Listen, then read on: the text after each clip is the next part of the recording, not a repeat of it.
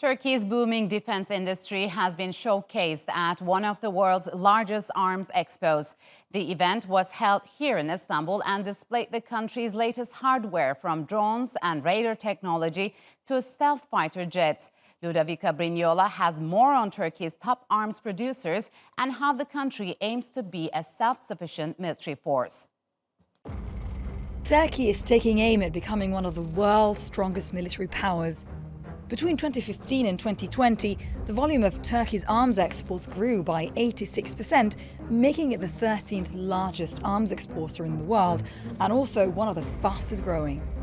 For decades, Turkey has had the second largest standing military force in NATO. Turkey is also one of only 5 countries licensed to build the F-16 fighter jet. And it's now the world's 4th biggest drone producer after the US, Israel and China.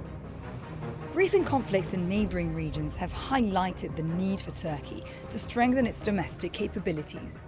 After the Cyprus issue in 1974, and we have observed that we have to have our own technology in defense industry especially.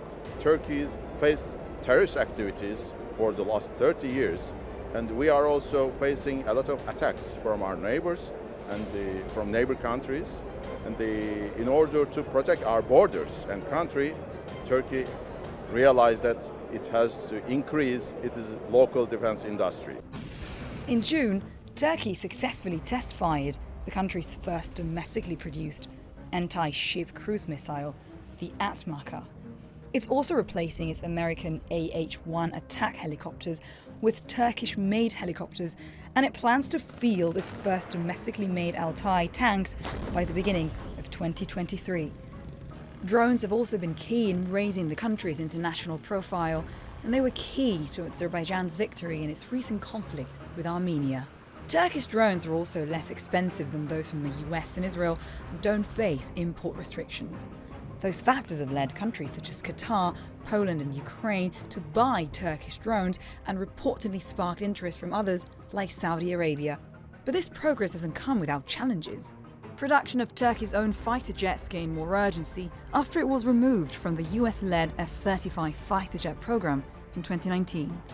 The move was made after Turkey acquired S-400 missile defense systems from Russia, which the US claimed could threaten NATO secrets.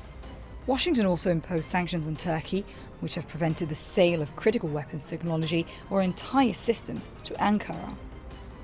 Turkey has also been dealing with a stronger Russian influence in the Black Sea.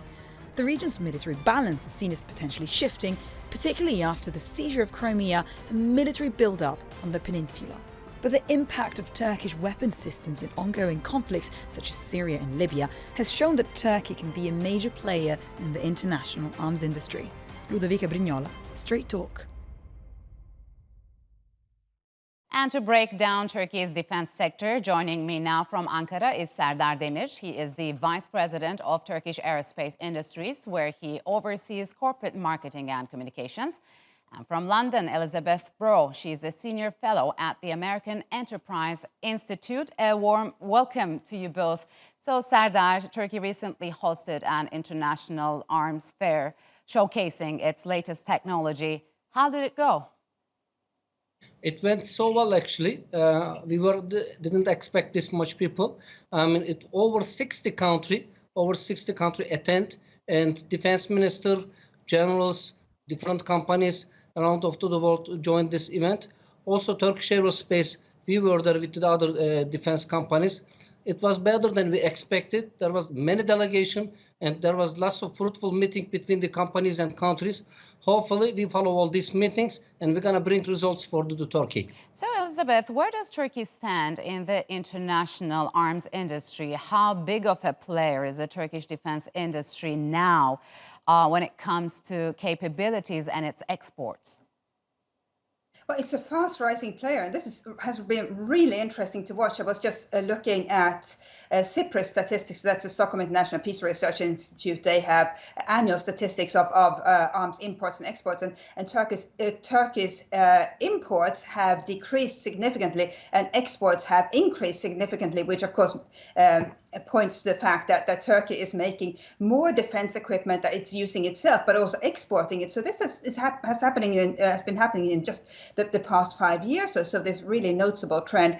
And I think what's happening in general is that Turkey is establishing itself as an independent player, so a little bit outside of NATO, and obviously not connected, not being very closely connected to any of the other major arms exporters as well. And that seems to be a really good niche to be in.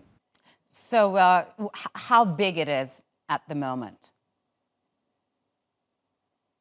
If the question goes to me, it's fast rising. So it's not as big as the US or France or the UK or China, but rising fast. And I think what it's doing is not trying to replicate every single piece of or every platform that these other major manufacturers or countries of export make, but it's specializing, for example, in drones, where it has seen sales increase very quickly. And I think that is also a good strategy, because you can't really compete with every single platform.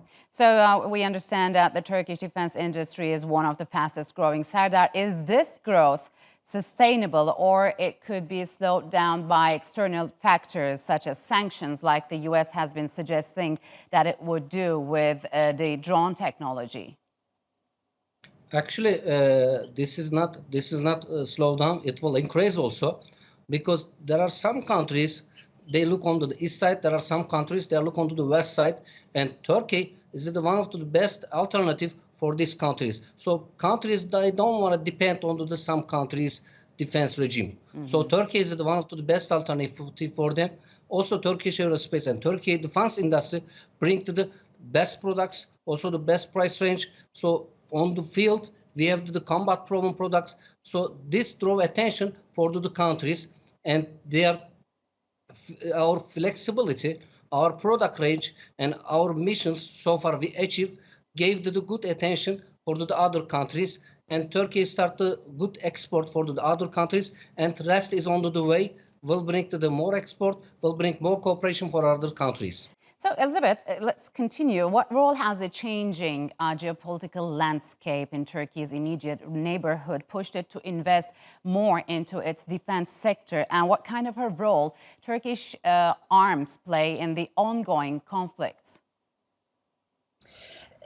So it's a really interesting and of course in many ways tragic scenario, because in a perfect world you wouldn't need any weapons, but now you need weapons. And so Turkey has been positioning itself really as an independent player, and I don't know any example of this sort of independent strategy other than as strong as Turkey is now, other than Sweden was during the Cold War, when it positioned itself not on the Warsaw Pact manufacturing side and not on the NATO manufacturing side, but with a completely independent defense industry. And that's very difficult to do, because you need not just the final product, but the supply chain as well. So not many countries try it because it's so difficult. But that's what's happening now. And Turkey seems to be finding willing customers who as my fellow guest said, don't want to go with either side and want sort of an independent option, and also a cheaper option, we should add to that. Yeah, so Serdar, Turkey has signed big military deals with Pakistan, Qatar, Ukraine, and Azerbaijan. How can Turkey keep a delicate,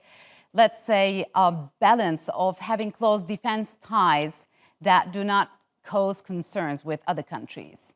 We make important agreements with our ally countries, but some other countries also, they are on the way. Some Asian countries, some African countries. We made a good deal so far. Close will also announce them. Not only the ally countries, as you mentioned, Qatar, Pakistan, Ukraine. I mean, yes, those are in the Turkey's close area. But there are big countries, Turkey dealing. Also, there are few countries, yes, they are far from Turkey. We're not dealing with them much. But because of our defense industry success, we drove their attention. Also, they like to speak with us. They come to the Turkey. They like to see our products. So they are in our portfolio right now. We are dealing with them. So later on, they will like to have Turkish defense industries products. So they are under our follow-up program. So it seems Turkey is striking a good balance between the countries. So Elizabeth, how has Turkey become the world's fourth biggest drone exporter and producer after the US, Israel and China? And what makes the Turkish combat aerial vehicles more sought after than other procurers? Well, I think again, it's a question of cost. So the defense industry is like no other, as my fellow guest can explain very clearly. It's really not.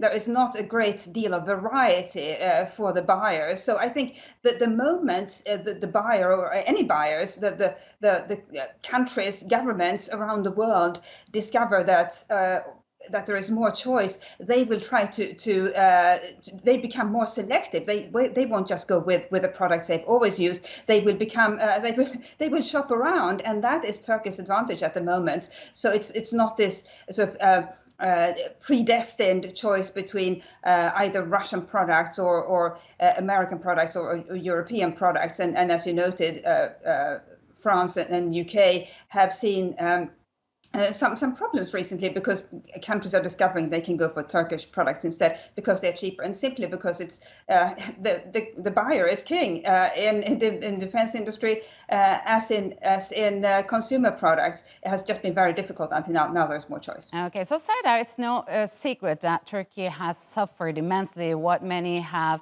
called brain drain. Turkey's top defense companies, maybe like yours, say they will help reverse this situation. So what sort of incentives and opportunities can these companies offer to brilliant minds? This is actually the most important question and one of the most important challenge for Turkish companies. So the most important thing, the free environment is important. So here we gave them free environment. So important thing, we also invest on them. We train them. We gave hand job. So while they have the training here, while they're working here, they have the different opportunity. They have the training. Also, on the same time, what are they designing on the field, they see the products. So whatever they draw in here, whatever they design here, at the field, they see the products.